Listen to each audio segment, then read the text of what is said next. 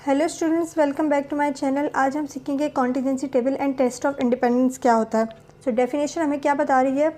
A contingency table is defined as a two way table in which frequencies of various categories of two attributes और factors are classified into rows and columns.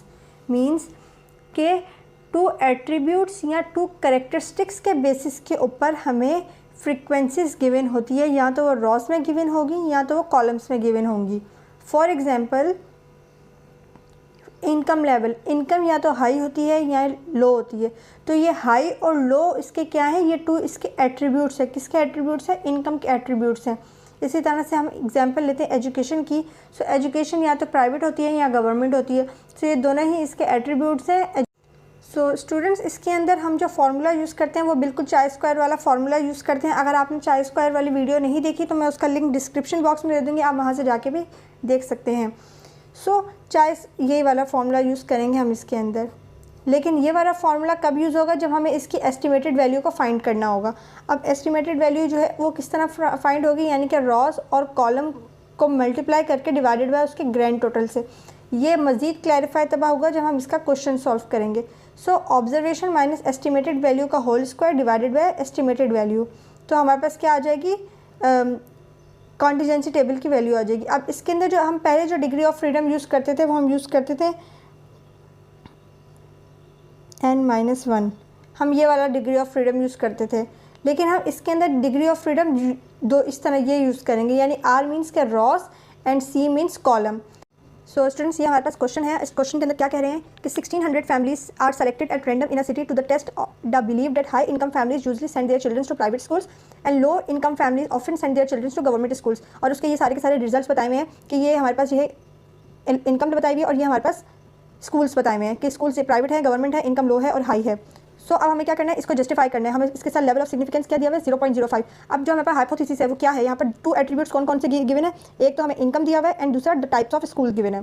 ठीक है, अब हमने इसको justify करना है कि ये हमारी जो स्टेटमेंट क्या है, whether income and types of schools are independent. करते हैं अपने सॉल्यूशन को। सबसे पहले हम क्या फाइंड करेंगे? सबसे पहले हम नल हाइपोथेसिस देखेंगे। As we all know, null hypothesis क्या होता है? नल हाइपोथेसिस वो स्टेटमेंट होती है या वो बात होती है जिसको हमने क्लेम करना होता है, जिसे हमने जस्टिफाई करना होता है, जिसको हमने हाइपोथेसिस देखना है कि हमारे पास सही कह रहे हैं या नहीं कह रहे। हमारे पास यहाँ पर क्या है? इनकम और टाइप्स ऑफ स्कूल्स का हमें स्टेटमेंट दी हुई है। तो हम क्या लिखेंगे? Income and types of schools are independent.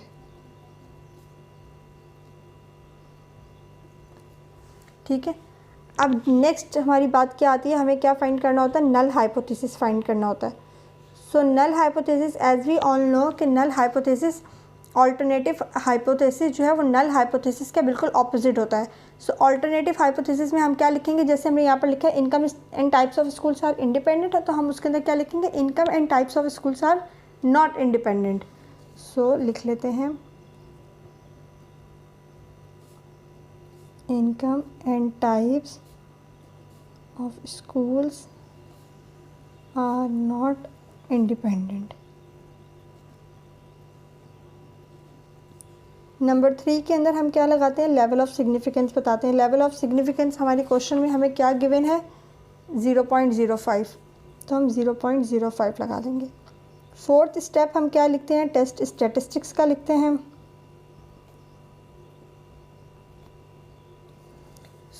ये हमारा मेन स्टेप है जिसके अंदर हमें सारी की सारी कैलकुलेशन करनी है। हमारा फॉर्मूला क्या है? Chi square is equals to summation of observations minus estimated values का whole square divided by estimated values.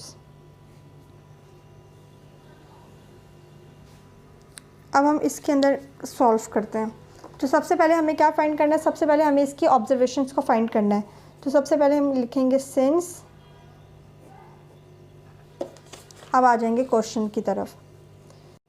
Students, हमें ये वाली साइड हमारे पास क्या होती है? ये वाली साइड हमारे पास रॉ कहलाती हैं और ये वाली साइड हमारे पास क्या कहलाती है? कॉलम्स कहलाती हैं। ठीक है। अब हमने रॉ में देखना है और कॉलम्स के अंदर अमाउंट को देखनी होंगी, लेकिन हम कभी क्या फाइंड कर रहे हैं, अभी हम ऑब्जर्वेशंस निकाल रहे हैं। तो हम क्या लिखेंगे, ऑब्जर्वेशन 1, यानी कि रॉ की भी 1 है और कॉलम की भी 1 है, रॉ की भी 1 है और कॉलम की भी 1 है। तो ऑब्जर्वेशन 1 इज़ इक्वल्स टू क्या है, 494। अब पहले हम 1 वाली अमाउंट्स को लिखेंगे, देन हम 2 वाली अमाउंट्स को लिख लेंगे। ऑब्जर्वेशन 1 2, यानी कि रॉ तो 1 होगी लेकिन इसका कॉलम क्या होगा, 2 होगा, ठीक है। कॉलम 2 क्या ये अमाउंट 506, ठीक है। रॉ तो 1 ही है लेकिन कॉलम सेकंड है। अब हम 2 वाली अमाउंट लिखेंगे, यानी कि रॉ 2 लेकिन कॉलम इसका फर्स्ट 162, रॉ 2 कॉलम भी 2 438। ऑब्जर्वेशन के अंदर हम वो वाली वैल्यूज़ लिखेंगे जो हमारे पास डेटा गिवन होगा। टोटल सम वाली वैल्यूज़ अभी हम यहाँ पर नहीं लिखेंगे, वो हम एस्टिमेटेड वाली अमाउंट में लिखेंगे। अंदर वाली जो अमाउंट है हमने वही ऑब्जर्वेशन के अंदर पुट करनी, जैसे कि observation raw 1 column 1, raw 1 column 2, raw 2 column 1, raw 2 column भी 2, ठीक है। हमारे पास ये फाइंड होगी। अब हमने क्या फाइंड करना है, अब हमने एस्टिमेटेड वैल्यूज़ को फाइंड करना है। सो इधर मैं लाइन लगा के थोड़ा सेपरेट कर देती हूँ। सो ये भी इसी तरह ही करेंगे, पहले हम रॉ 1 कॉलम 1 को फाइंड करेंगे, ठीक है। सो जो हमने फॉर्मूला यहाँ पर देखा था ये वाला फॉर्मूला अब हम यूज़ करेंगे सॉल्व करने के लिए। सो रॉ 1 कॉलम 1, तो इधर आर नहीं बल्कि इधर ई आएगा, ठीक है, ई, क्योंकि हम estimated. So R1 column 1 divided by grand total, जिस तरह ये हमारे पास फॉर्मूला गिवन है, इसको सॉल्व कर लेंगे। रॉ 1 की अमाउंट क्या है 1000, कॉलम 1 क्या कह रहा है 656 कह रहा है, 656 डिवाइडेड बाय ग्रैंड टोटल सबका यही रहेगा 1600 इज़ इक्वल्स टू 4110, ठीक है। आप इसे कैलकुलेट कर लीजिएगा। अब इसी तरह से अब हम ये वाला निकाल लेंगे, लाइन से करेंगे तो कोई प्रॉब्लम नहीं होगी। R1 column 2 divided by grand total, so row 1 1000 column 2 944 divided by 1600 equals to 590। अब हम ये वाली अमाउंट निकाल लेंगे। अब हमने रॉ 1 को कंप्लीट कर लिया, अब हम रॉ 2 को कंप्लीट करेंगे। सो रॉ 2 का कॉलम 1 है, सो हमारे पास रॉ 2 है, ये इसका कॉलम 1। सो रॉ 2 में क्या है 600 है, कॉलम 1 में क्या है 656 डिवाइडेड बाय 1600, सो हमारे पास आएगा 246। इसी तरह से हम रॉ 2 और कॉलम 2 को कर लेंगे, रॉ भी 2 है और कॉलम भी 2 है। सो रॉ 2 में क्या है 600 है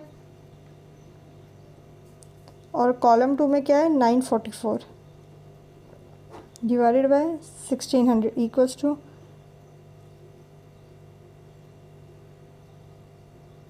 354।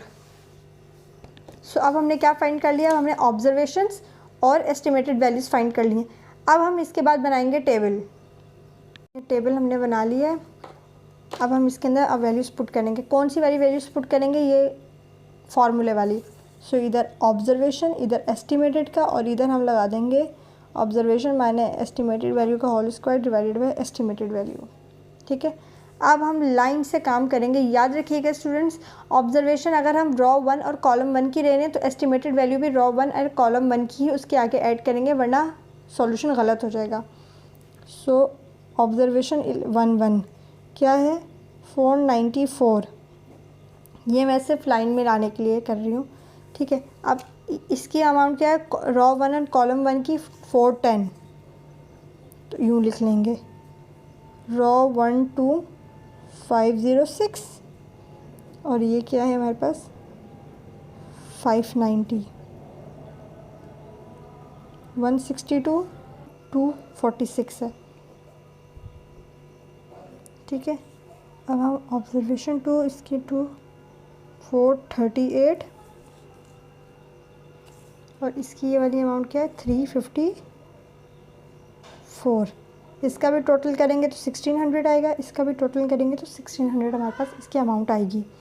सो अब इसको सॉल्व किस तरह करेंगे करके दिखा दूँगी, बाकी आप सब जो है वो ख़ुद ही इसको सॉल्व कर लीजिएगा इसी में। ऑब्जर्वेशन क्या है 494 है, 494 माइनस एस्टिमेटेड वैल्यू 410 का whole square divided by estimated value 410, तो हमारे पास O11 की यानी रॉ 1 कॉलम 1 की अमाउंट क्या आएगी हमारे पास 17.2, ठीक है। सो अब आप इसी तरह से लिखते रहिएगा, मैं डायरेक्ट इसके आंसर्स लिख रही हूँ 11.96, 28.68, 19.93। अब इन सब को जब आप प्लस करेंगे ऐड करेंगे तो आप इसके पास इसकी अमाउंट क्या आएगी 77.78। तो हम क्या लिख सकते हैं कि चाय स्क्वायर कैलकुलेटेड की अमाउंट क्या है 77.78। ये हो गया यहाँ पर हमारा 4th स्टेप बिल्कुल कंप्लीट। अब हम 5th स्टेप पर आएंगे which is known as the critical region. अब क्रिटिकल रीजन के अंदर सबसे पहले हमें क्या फाइंड करना पड़ेगा, डिग्री ऑफ फ्रीडम भी फाइंड करनी पड़ेगी। तो हम क्या लिखते हैं, सारी की सारी पहले अमाउंट्स लिख लेते हैं। लेवल ऑफ सिग्निफिकेंस हमें क्या दिया हुआ है 0.05 दिया हुआ है।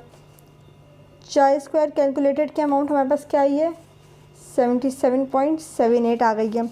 अब degree of freedom equals to R-1 C-1, तो हमारे पास क्या आएगा, क्योंकि 2 रॉज हैं और 2 ही कॉलम्स है तो 2 - 1 इक्वल्स टू 1।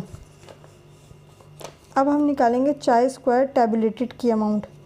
सो किस तरह आएगी, लेवल ऑफ सिग्निफिकेंस लेंगे 0.05 और डिग्री ऑफ फ्रीडम को इसके साथ क्या कर देंगे अटैच कर देंगे। अब हम इस वैल्यू को सर्च करेंगे किसमें, चाय स्क्वायर टैबुलेटेड के टेबल के अंदर। स्टूडेंट्स यहाँ पर चाय स्क्वायर टैबुलेटेड का जो है वो टेबल ओपन है मेरे सामने, तो इसको मैं थोड़ा और लार्ज हो गया। अब हमने क्या सर्च करना, हमारे पास आंसर क्या आया है कि 0.05 की उसके अंदर 1 को सर्च करना है, तो हमारे पास 0.05 ये आ रहा है और 0.05 में अब हम 1 को देखते हैं तो हमारे पास 1 क्या आ रहा है 3.841। तो हम क्या लिख लेंगे यहाँ पर, यही लिख लेंगे चाय स्क्वायर टैबुलेटेड की अमाउंट हमारे पास क्या आई है 3.841। अब हम इन दो को देखते हुए, एक इसको और एक इसको देखते हुए अब हम क्या बनाएंगे, ग्राफ को प्लॉट करेंगे। सो अब हम ग्राफ प्लॉट करते हैं,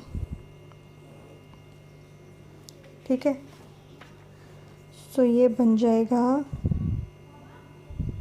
कुछ इस टाइप का ग्राफ। अब ये इस टाइप का ग्राफ क्यों बना है, एक वीडियो मैंने बनाई है डिग्री ऑफ फ्रीडम के ऊपर, जिसके अंदर मैंने एक एक बात बताई है, पूरी डिटेल में बताया कि किस लेवल के ऊपर किस वैल्यू के ऊपर कौन सा ग्राफ बनेगा। तो मैं इसका लिंक भी डिस्क्रिप्शन में दे दूँगी, आप वहाँ से जाके भी चेक कर सकते हैं। तो सबसे पहले हम ग्राफ बनाते हुए क्या करते हैं, degree of level of significance को लिखते हैं। तो लेवल ऑफ सिग्निफिकेंस हमारे पास क्या है 0.05 है। जहाँ से टेल स्टार्ट हो रही है उतना पार्ट हमने क्या कर देना है, कलर कर देना है, ठीक है, हो गया कलर। अब जहाँ से टेल स्टार्ट हो रही है, जैसे जहाँ से कलर पार्ट हमारा स्टार्ट हो रहा है वहाँ हमारा क्या है, ये सारा हमारे पास क्रिटिकल रीजन है। क्या है, हमारे पास क्रिटिकल रीजन है। सो ये सारा हमारे पास है क्रिटिकल रीजन का पार्ट, ठीक है। अब जहाँ से क्रिटिकल रीजन स्टार्ट हो रहा है तो उधर हम क्या लिख देंगे, चाय स्क्वायर टैबुलेटेड की अमाउंट लिख देंगे 3.841। अब मुझे ये बताएं कि 3 बड़ा है या 77 बड़ा है।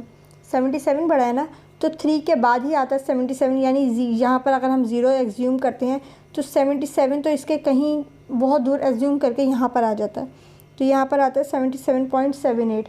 तो हमारा जो अमाउंट आ रही है वो कलर्ड पार्ट के अंदर आ रही है। तो अब हम इसका किस तरह लिख सकते हैं कि चाय स्क्वायर कैलकुलेटेड की अमाउंट ग्रेटर देन है चाय स्क्वायर टेबुलेटेड की अमाउंट से।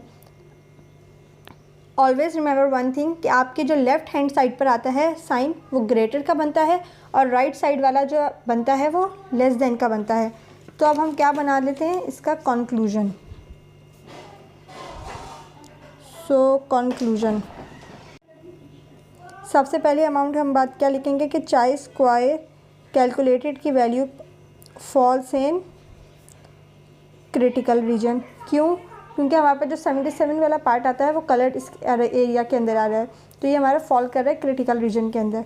ठीक है, सेकेंड अब बात हम क्या लिखेंगे कि चाय स्क्वायर कैलकुलेटेड की अमाउंट ग्रेटर देन है चाय स्क्वायर टेबुलेटेड की अमाउंट से।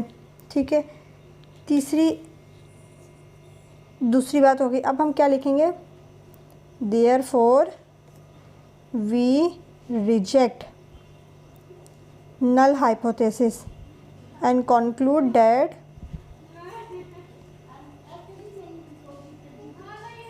income and types of schools are not independent।